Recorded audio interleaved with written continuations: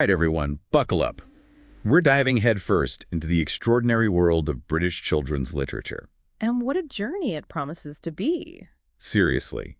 We're talking centuries of stories. We're going way back to ancient tales, like imagine huddling around a crackling fire, and then we'll zoom all the way to those modern page-turners everyone's obsessed with. It's fascinating how these stories have shaped childhoods, not just in Britain, but really across the globe. Exactly. And get this, we've got 12 units to unpack it all. Yeah. 12. Talk about a deep dive. It's a literary feast. Where should we begin? Well, we've got to start at the beginning, right? Mm-hmm. Like way back, before books even existed. Picture this. Flickering firelight, a hush falls over the room, and someone's spinning a yarn. An ancient tale passed down through generations. That's oral storytelling, the granddaddy of it all. Ah, yes. Units 1 and 2. It all starts with those whispers, those folk tales and fairy tales. But don't be fooled by their simplicity. These weren't just bedtime stories. Oh, absolutely not. These were packed with morals, warnings, a bit of magic. They shaped how people saw the world. But things started to shift, wouldn't you say, around the Victorian era? Big time. That's when children's literature really found its footing. Units 3, 4, and 5, prime time for kids' books. We're talking Lewis Carroll, Alice's Adventures in Wonderland, pure genius. Ah, Alice. It's whimsical, yes, but also a reflection of Victorian anxieties. Childhood, morality, a rapidly changing world, it's all there, hidden beneath the surface. Whoa, I never thought of it like that. But you're right. And we can't forget the other greats from this era, Chronicles of Narnia, Beatrix Potter's Adorable Tales, and of course The Boy Who Never Grows Up, Peter Pan.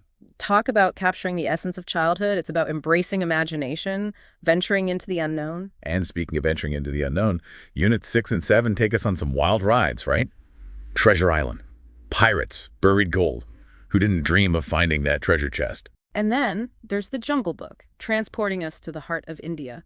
Adventure, definitely, but we also see themes of colonialism and belonging woven into Kipling's narrative. It's a good reminder that these books, while amazing, should also be read with a critical lens, considering the context of their creation. Absolutely.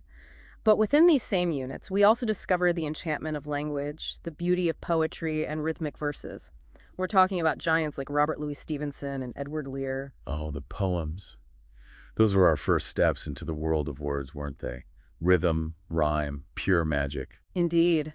But we can't forget our furry and feathered friends. Units 8 and 9 bring us face to face with the enduring appeal of animal tales. From mischievous Peter Rabbit hopping out of those pages to the enchanting world of Kenneth Grahame's Wind in the Willows, these stories taught us so much about life, friendship, and respecting nature, all through the eyes of animals. It's amazing how these authors use anthropomorphism to explore complex, even dark themes. Think about Animal Farm, for instance.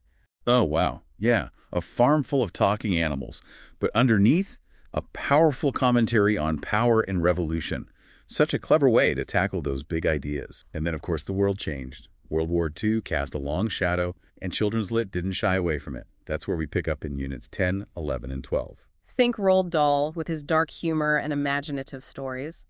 And Philippa Pierce, her stories are full of heart, exploring themes of loss and resilience, echoing the uncertainty of the war years. It's incredible how even in those difficult times, these stories offered hope, escape, a way to process everything that was happening. And as we moved into more contemporary times, we see this wonderful push for diversity and inclusion. And now, here we are. Units 10, 11, and 12 bring us to the modern era, dystopian novels, magical worlds. We're talking Hunger Games, Harry Potter, the whole shebang. It's exhilarating to see how British children's literature keeps evolving, reflecting our world today while still capturing the imaginations of young readers. From fireside stories to the bookshelves bursting with adventures, it's been a wild ride. And you know what? British children's literature, it's more than just stories. It's a reflection of us, our history, our hopes, our dreams. It's a reminder of the power of imagination, the importance of empathy.